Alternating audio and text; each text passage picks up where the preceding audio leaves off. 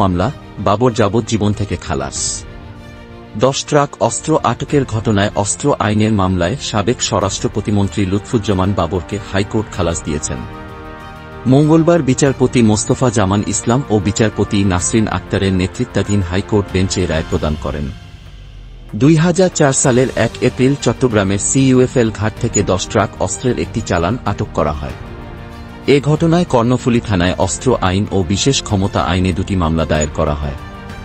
2014 সালের 30 জানুয়ারি চট্টগ্রাম মহানগর দায়রা জজ আদালত ও বিশেষ ট্রাইব্যুনাল এই মামলাগুলোর রায় ঘোষণা করেন।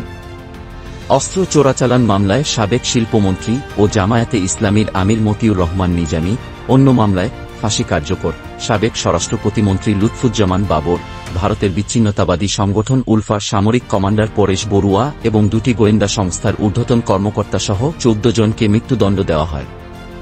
অস্ত্র আইনের আরেক মামলায় একই আসামিদের যাবজ্জীবন কারাদণ্ড দেওয়া হয়েছিল। বিচারিক আদালতের রায়ের পর 2014 সালের 6 ফেব্রুয়ারি রায়সহ মামলার নথি হাইকোর্টের ডেথ রেফারেন্স শাখায় পাঠানো হয় এবং ডেথ রেফারেন্স মামলা হিসেবে নথিভুক্ত হয়। একই সময়ে দণ্ডপ্রাপ্ত আসামিরা নিজেদের সাজার বিরুদ্ধে হাইকোর্টে আপিল করেন।